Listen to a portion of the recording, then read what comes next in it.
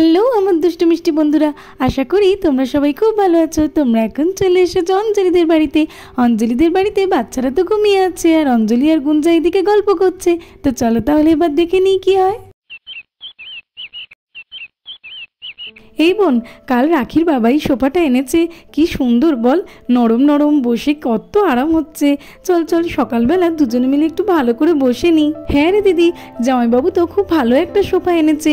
আগে সোফাটা খুবই ছোট ছিল, আমরা দুজনে একসাথে ভালো করে বসতেই পারতাম না, কিন্তু এটা খুবই ভালো হয়েছে। এই দিদি বলছি, জলটা এখন এনে নিলে ভালো হতো না?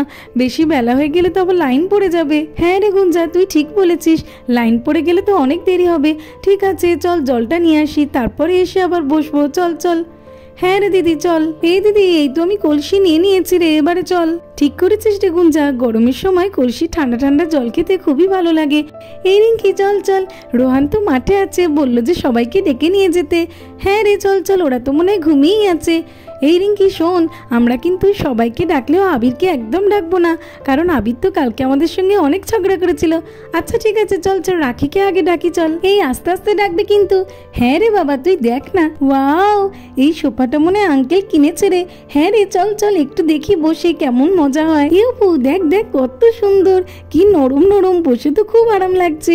আর দেখ কালারটাও কত সুন্দর। হ্যাঁ রে রিঙ্কি, সত্যি খুব সুন্দর। জানিস তো আমাদের বাড়িতেও একটা সোফা আছে, কিন্তু সেটা এর থেকে ছোট।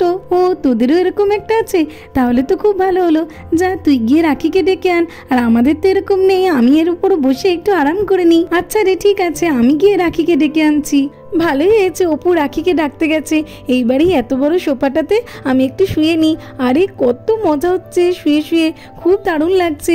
আমাদের বিছানায় শুলেও তো এত আরাম হয় না। মনে হচ্ছে আঙ্কেল এই সোফাটা অনেক দাম দিয়ে কিনেছে, অনেক দামি এটা। এই রাখি রাখি, ওঠ না, এই ওঠ না রে। কি হয়েছে অপু, এত সকালবেলা তুই ডাকছিস কেন? আরে শোন না, তুই আজকে খেলতে যাবি না আমাদের সঙ্গে? কি বলছিস, খেলতে যাবি? ঠিক আছে দাঁড়া, তাহলে আবিরকেও ডেকে নি।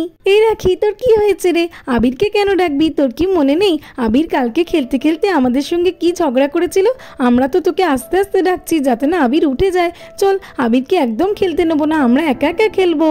হ্যাঁ রে তাই তো, আমি তো একেবারে ভুলে গেছিলাম, ওকে ডাকা একদম উচিত হবে না। চল চল আমরা খেলতে চলে যাই। হ্যাঁ রে চল চল। আরে এ কি অপু, রিঙ্কি এখানে ঘুমিয়ে কেন? আমরা দুজনেই তো এসেছিলাম তোকে ডাকতে। আসলে তোদের সোফাটা এত সুন্দর তো, তাইও শুয়ে ঘুমিয়েই পড়েছে। হ্যাঁ রে, আমার বাবা তো এই সোফাটা খুবই ভালো এনেছে, আমরাও শুয়ে ঘুমিয়ে পড়ি। চল চল এখন ওকে ডাকতে। হ্যাঁ ঠিক বলেছিস। এই রিঙ্কি ওঠ ওঠ, খেলতে যাবি না? এই দেখ রাখি চলে এসেছে, চল চল। ও রাখি চলে এসেছিস? আসলে কি বলতো, এত সুন্দর জায়গা পেয়ে না আমি ঘুমিয়ে পড়েছিলাম। চল চল, অনেক গল্প হয়েছে, এইবার আমরা খেলতে চলে যাই। চল, রোহান তো অপেক্ষা করছে। এই রাখি, আবিরকে না হয় নাই ডাকলি, কিন্তু ঈশাকে ডাকবি না? না রে, ঈশাকেও ডাকবো না। ঈশাকে ডাকতে গেলে ও যদি আবিরকে ডেকে দেয়, তখন তো আবিরও চলে আসবে আমাদের সঙ্গে। তার থেকে বরং আমরা চলে যাই। চল। হ্যাঁ রে ঠিক বলেছিস, চল চল। হ্যাঁ সকাল হয়ে গেছে, তাহলে উঠে পড়ি। তলে তলে দাই।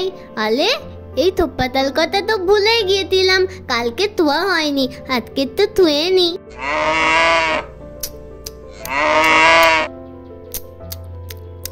অনেক ঘুমিয়েছি, আর ঘুমাবো না। তলে তলে দাই, আবির দাদা লাকি দিদিকে গিয়ে ডাকি, খেলা করবো। হ্যাঁ রাখি দিদি কই? কোথাও তো নেই। বুঝতে পেরেছি, কালকে আবির দাদার সঙ্গে অত ঝগড়া হলো না, খুব ঝগড়া হয়েছিল কালকে, ওই জন্য মনে হয় আবির দাদাকে ডেকে নিয়ে যায়নি। কিন্তু আমি কি করলাম, ও দাদা ও দাদা ও দাদা ভাই ওঠো না। উঠবে না তো? ঠিক আছে দাঁড়াও, কত কত কত কত কত কত কত। আরে এখনো কেন উঠতে না? ঠিক আছে দাঁড়াও, পা ধরে টানবো। বাবালে কি ভালি। আরে আরে ঈশা ছাড় ছাড়, এটা কি করছিস তুই? তুমি উঠছো না কেন?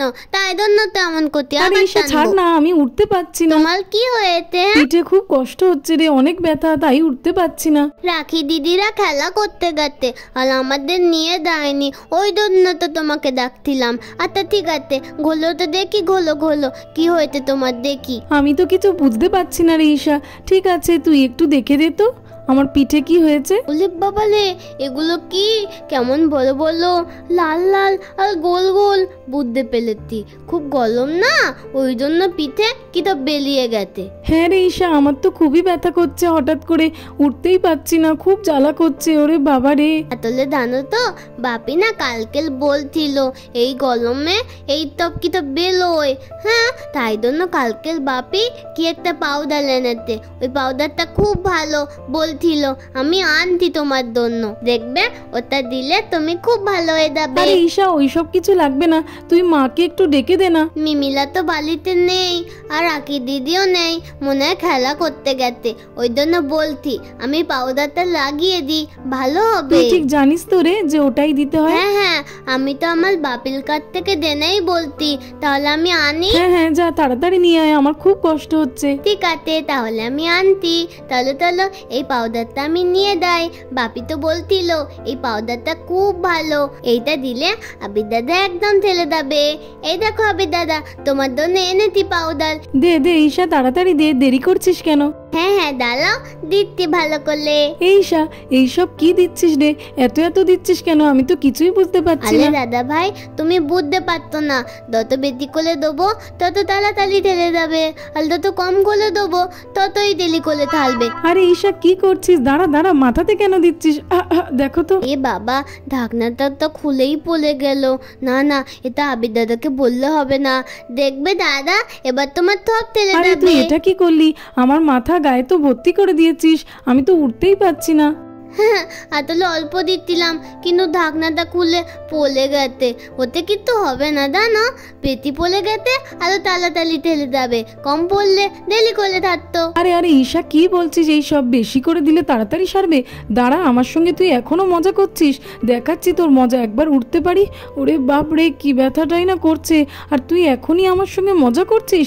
না না দাদা ভাই, মজা কোথায় করলাম? এও পৌরিঙ্কি, চল চল বাড়ি থেকে কিছু একটু খেয়ে আসি, খুব তো খিদে পেয়েছে, তারপরে গিয়ে আবার খেলা করবো। রাখি, ঠিক বলেছিস, চল চল। এ কি রে ঈশা, আবিরের এটা কি হয়েছে? ও এইভাবে পাউডারে চাপা পড়ে শুয়ে আছে কেন? ওকে তো দেখাই যাচ্ছে না। হি হি হি। হ্যাঁ রে, সত্যি আবিরকে দেখে তো আমারও খুব হাসি পাচ্ছে। এইরকম করে ভূতের মতো কেউ পাউডার মাখে নাকি? হি হি হি। আবির দাদাকে তো পুরো ভূত লাগবে, ভূত ভূত, আবির দাদা ভূত। আসলে আমি এতটা ঢালতে চাইনি, পড়ে গেছে, তাহলে তাড়াতাড়ি ঠেলে যাবে। হ্যাঁ ঠিক হয়েছে, ঠিক হয়েছে, ঠিক হয়েছে, যেমন তুই কাল ঝগড়া করছিলিস তেমনই ঠিক হয়েছে। এই তুই খুব ভালো কাজ করেছিস রে। আরে দেখেছো, ঈশার জন্য সবাই আমাকে নিয়ে হাসাহাসি করছে। দাঁড়া, একবার উঠতে পারি। ওরে বাপরে, খুবই তো কষ্ট হচ্ছে। দাঁড়া রে ঈশা, তোকে আমি দেখাচ্ছি মজা। এই নে, এই নে, দেখ কেমন লাগে, কেমন মজা লাগে এবারে দেখ। খুব হাসাহাসি করছিলিস না আমাকে নিয়ে? আরে আবির দাদা, আমাকে ফেলে দিলে কেন? আমি কি করলে দিয়ে দাঁড়া, ও লাগিয়ে দিতে, দেখো না আমাকে আবির দাদা ফেলে দিয়েছে। আবির দাদা পোতা পোতা, খুব দূরত্ব বাদে একেবারে। হ্যাঁ হ্যাঁ, আমি আর আবির দাদার কোনোদিনও ভালো করবো না। আমি আবির দাদা ভালো করলে আমাকে ফেলে দিল। হ্যাঁ, পোতা পোতা পোতা আবির দাদা। হ্যাঁ সত্যি আবিরটা তো খুবই বাজে। এই স্যার, তুই ঠিক করেছিস রে, ওকে ভূত সাজিয়ে দিয়ে ঠিক করেছিস একদম। দাঁড়া ঈশা, তোকে ঠেলে ফেলে দিলাম, তাও তোর শিক্ষা হয়নি? তুই সকলের সামনে আবার আমাকে নিয়ে হাসাহাসি করছিস, আবার বাজে বাজে বলছিস। দেখাচ্ছি তোর মজা, এইবারে এমন অবস্থা করবো না তোর। দাঁড়া, কিছু করতে পারবে না, আমাকে ধরলে তো তবে কিছু করতে পারবে। হ্যাঁ, তাহলে তাহলে পালাই। দেখ না আবি, তোর আজকে কি অবস্থা করি। মা আসলেই বলে দেবো যে তুই ঈশাকে ঠেলে ফেলে দিয়েছিস, তারপরে দেখবি কেমন মজা। আরে আমার পাউডারটা কি হলো? কোথাও তো পাচ্ছি না, কোথায় গেল রে বাবা? এ কি, আমার এত দামি পাউডারটা তোমরা এই করেছো?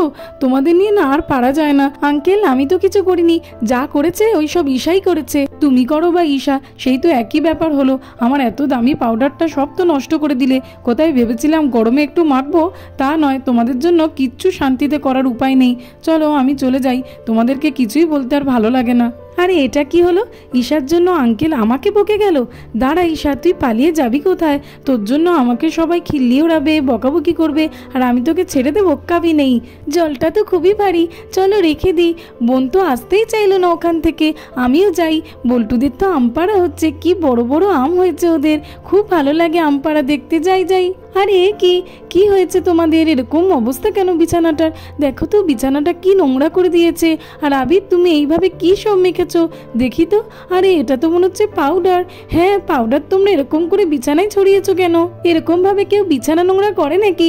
তোমাদের নিয়ে না আর পারা যায় না। মা এইগুলো তো আমরা কেউ করিনি, এইগুলো সব আবির করেছে, আবির। না না মা, আমি এসব কিছু করিনি।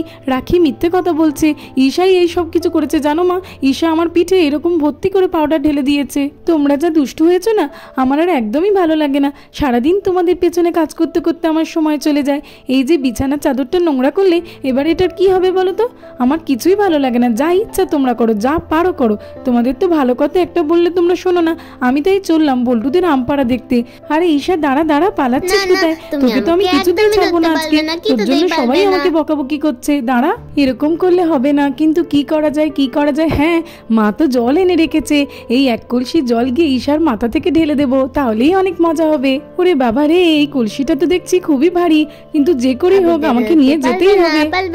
পারবে না। তোকে তো আমি আজকে মজা দেখেই ছাড়বো। ওরে বাবারে, কি ভারী, হাঁটতেই তো পাচ্ছি না। চলো চলো নিয়ে যাই এটাকে। আজকে তো ঈশাকে মজা দেখিয়েই ছাড়বো, আমাকে নিয়ে খিল্লি করা। দাঁড়া, এই তো নিয়ে চলে এসেছি। এইবারে তো আসল মজা। আরে কি তুমি কলতি নিয়ে এতে তো কেন? কি করবে বলো না, কি করবে? এই ঈশা, এই দেখ কেমন মজা, দেখ দেখ। এইবারে তুই বুঝতে পারবি আমার সঙ্গে লাগলে কি হয়। সবাই দেখো দেখো, আমাকে কেমন দল দিয়ে ভিজিয়ে দিল।